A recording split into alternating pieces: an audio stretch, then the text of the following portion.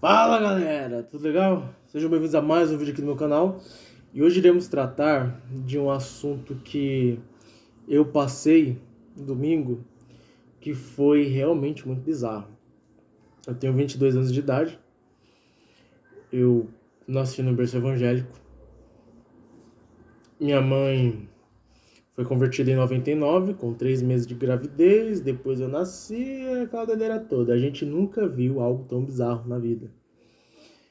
As pessoas que estavam ao nosso redor também nunca viram mesmo. E foi algo que, foi embaçado. Foi embaçado. Mas antes de iniciarmos a nossa conversa, convido vocês a irem aqui na descrição do meu vídeo. Lá estará a minha chave Pix, onde vocês poderão enviar um valor considerável ou as suas sugestões e dúvidas, para que depois eu possa saná-las, ok? E o primeiro ponto a ser tratado é que essa pessoa é seminarista. E ok, show. Seminarista pentecostal. Tá, poxa. E ocorre o seguinte. Essa pessoa, ela começou a falar sobre a questão do batismo do Espírito Santo, que ocorre após o ato da conversão, com evidências de línguas estranhas. Isso é um assunto que já foi condenado por heresia. Qualquer pessoa que vier aqui no canal e falar, não foi porque tem base bíblica, meu. Não é porque tem base bíblica que tu interpretou correto. Senso, né, meu? Isso aí já foi considerado como heresia, porque não tem como você ter uma primeira bênção e depois a segunda bênção. A primeira bênção, o Espírito Santo está em você para você caminhar. Só que você não recebeu a plenitude do Espírito Santo, né? Pelo contrário, só recebeu um pouco do Espírito Santo só para você ir para a igreja. E depois você vai receber a segunda bênção, que é o batismo, junto com a evidência de línguas estranhas. O batismo aí já começa com uma heresia. Aí depois fala que a evidência é línguas estranhas. E quem é mudo? Vai falar o quê?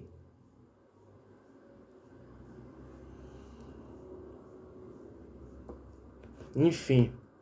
E quem é vegetativo? Vai falar o quê? Se uma pessoa dessa for salva. E se a pessoa tiver algum distúrbio? Como que faz? Então, não tem lógica. Não tem lógica. E os textos que essas pessoas usam são textos erroneamente interpretados. Pois bem, o batismo do Espírito Santo acontece no ato da conversão e tem alguns sinônimos como regeneração, vivificação, onde o indivíduo é justificado por Jesus Cristo para que ele possa seguir os seus preceitos, mandamentos, e a evidência disso é o fruto do Espírito Santo. Esse fruto é o caráter que foi trabalhado, que está sendo trabalhado no indivíduo, para que ele possa ser um cristão melhor.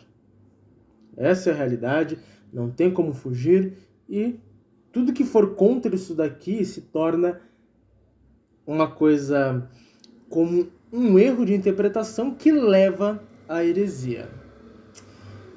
E essa pessoa estava falando sobre isso e ela falou sobre os debates. Bom, qualquer seminarista sabe que os debates sempre ocorreram no mundo, mas puxando mais para o cristianismo, no primeiro século, temos Jesus debatendo contra os fariseus, saduceus, mestres da lei.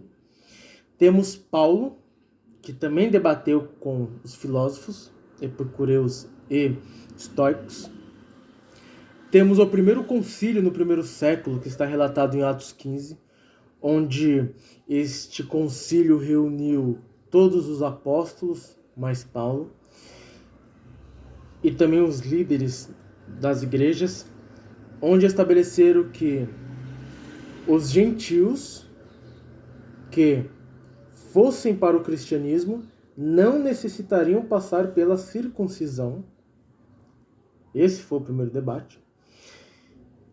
Do segundo século em diante, tivemos vários concílios ecumênicos, todos eles contendo intrigas, conflitos, a maioria mortes, todos eles estabelecendo uma doutrina genuína. Se você acredita que Jesus é Deus, foi porque teve um cidadão que foi lá, debateu, causou intrigas, brigas para poder defender a divindade de Jesus. Se você não acredita que Maria tem que ser venerada, foi porque houve um concílio para ter essa doutrina. Se você acredita que o Espírito Santo também é Deus, se você acredita na Trindade, é porque houve concílios relacionados a isso. Então, várias doutrinas teve os seus concílios para que nós, cristãos, venhamos acreditar nas doutrinas de forma correta. Porque se você acreditar em uma outra doutrina e ela entrar em choque com um texto bíblico, logo ela não é uma doutrina genuína. E a pessoa, ela, pelo jeito, talvez seja muito leiga, mas uma pessoa que tem mais de 20 anos na igreja, uma pessoa que tem um cônjuge, que é formado em teologia, uma pessoa que tem um cargo dentro da igreja, uma pessoa que estuda, que dá discipulado, que é seminarista, e falar uma besteira dessa, que o debate ele não é aproveitável, que o debate na verdade não deveria existir. Bom, se não fosse o debate, não estaríamos com a Bíblia nas mãos, porque alguém lutou para que a Bíblia pudesse ficar nas nossas mãos. Se a gente não tivesse debatido no passado, ainda seríamos católicos apostólicos romanos, coisa que não somos. Se não fosse o debate, não estaríamos aqui, eu não estaria gravando este vídeo, porque o negócio estaria feio. Então, a pessoa que fala que o debate ele é uma coisa que não deveria acontecer, é uma pessoa que é muito leiga e ignorante. Não sabe discernir. Se há debates hoje, é porque há necessidade de debater. Por mais que os temas já foram considerados heréticos ou não. Porque tem muitas heresias do passado que renasceram no século XX e no século XXI. E são essas heresias que têm que ser debatidas e novamente condenadas como heréticas.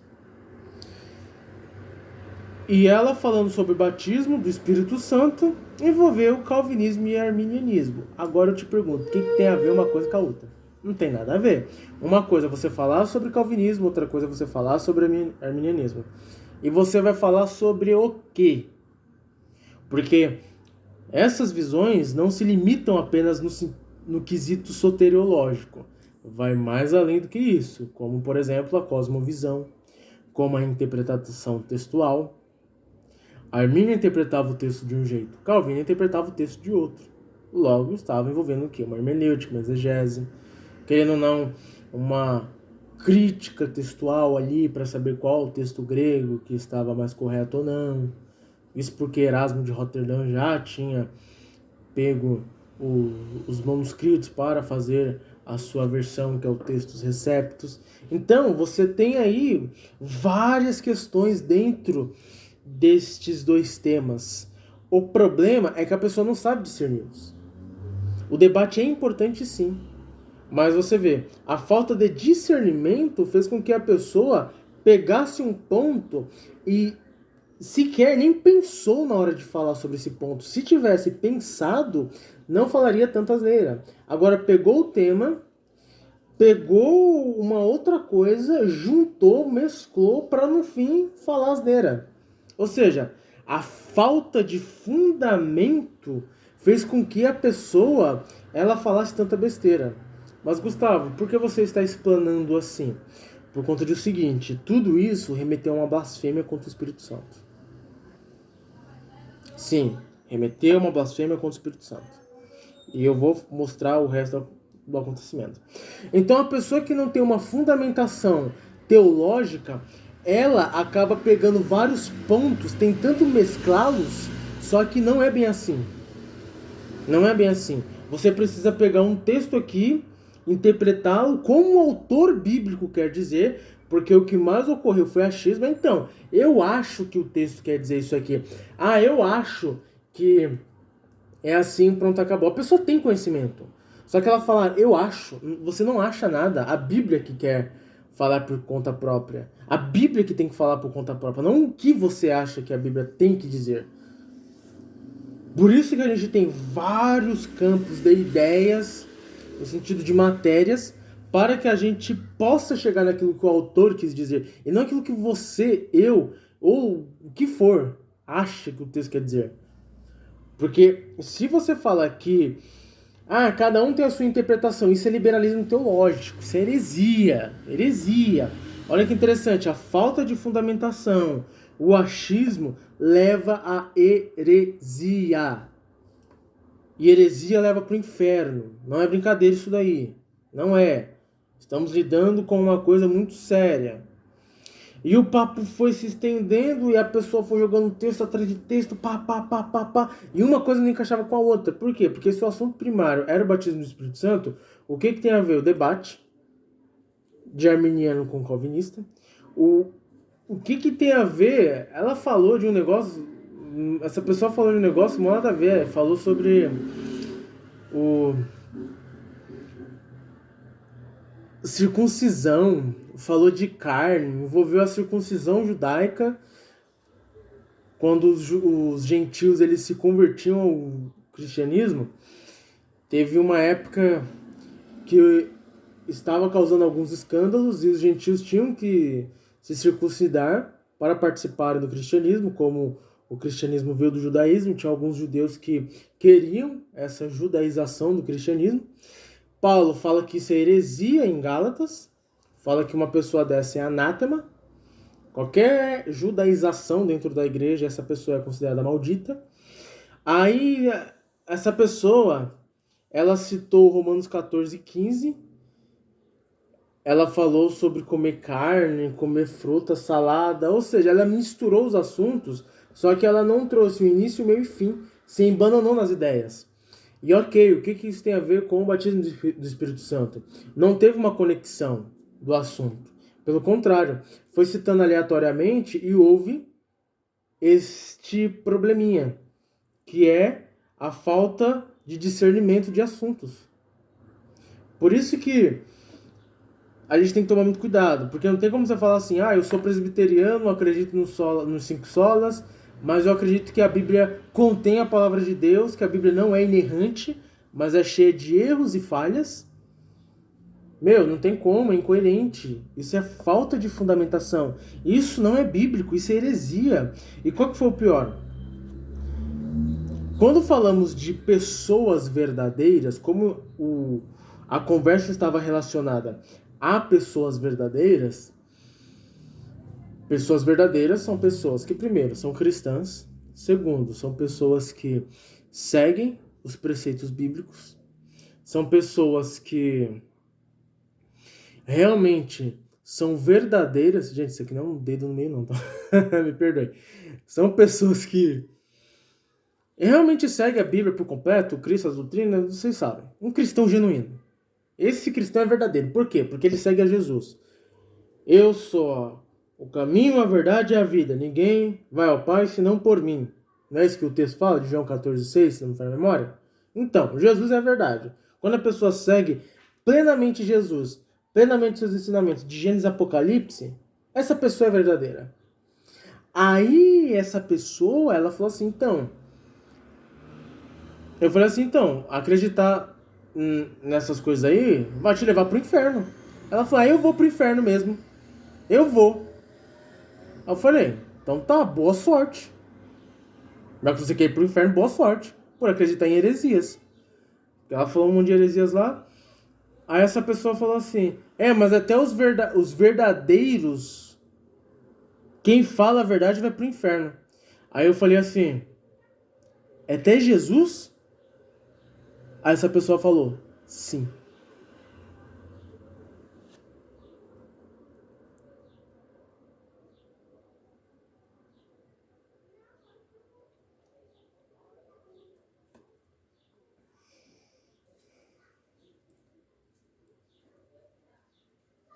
Meu, aquilo lá foi um choque. Foi um choque. Como que ela fala que até Jesus vai pro inferno?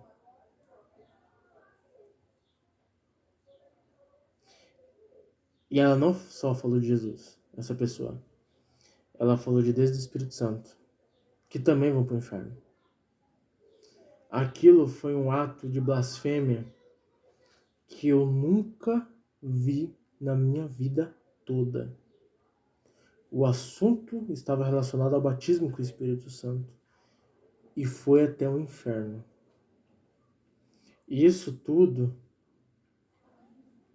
chegou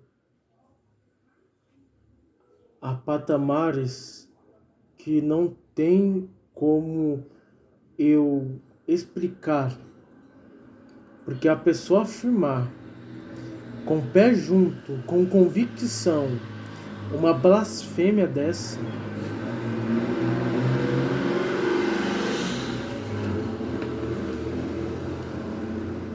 meu, eu fiquei abismado. Eu fiquei abismado. Quem estava comigo ficou abismado. E eu falei, a falta de fundamentação da própria crença, da própria religião, faz com que as pessoas cometam muitas blasfêmias. Esta blasfêmia contra o Espírito Santo eu nunca tinha visto na minha vida. Eu nunca vi algo parecido, nem no YouTube, nem por aí afora. Foi a primeira vez que eu ouvi e vi, presenciei. E eu fiquei em choque. Em choque. Foi uma coisa que eu fiquei... Meu, como assim, velho? A pessoa falar uma coisa assim. E detalhe, ela nem se corrigiu.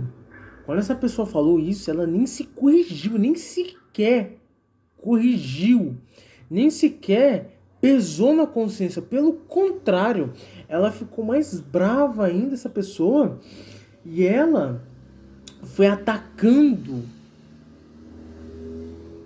a gente de uma forma que eu fiquei abismado. Eu falei, caramba, mano. Pesou o clima. Pesou.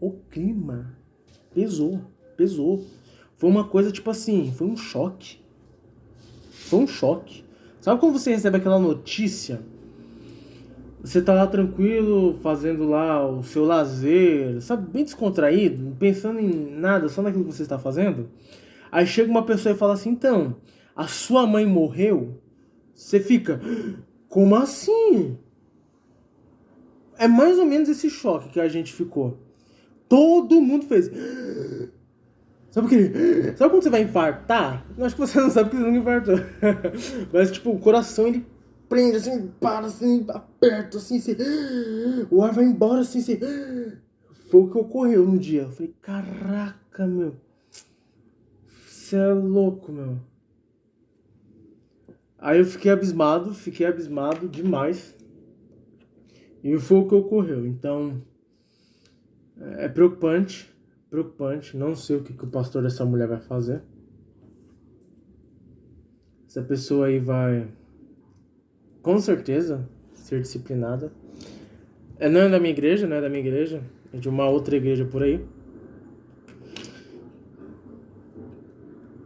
E o que eu falo pra vocês é que cuidado na hora de vocês falarem. Não usem de achismo com a Bíblia. Se vocês não têm uma fundamentação daquilo que vocês acreditam, não tem problema. Busque primeiro, busque. Eu não sei muito bem como que funciona a questão da ética na minha igreja, eu não sei como que funciona algumas doutrinas. Escute uma outra pessoa, anote as informações que ela passou, vá para casa, estude sobre o assunto, fundamente a sua doutrina, tenha discernimento para saber aquilo que é o correto, aquilo que é o errado. Vai fundamentando ponto a ponto. Este é o papel do cristão na igreja. Porque se alguém perguntar alguma coisa para você e te espremer um pouco, você precisa respondê-lo. Você precisa sanar a dúvida da pessoa. Agora, a partir do momento que a pessoa é espremida e blasfema contra o Espírito Santo,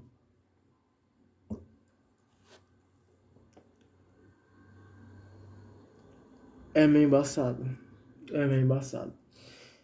Então, pessoal, é com muito lamento que eu faço este vídeo.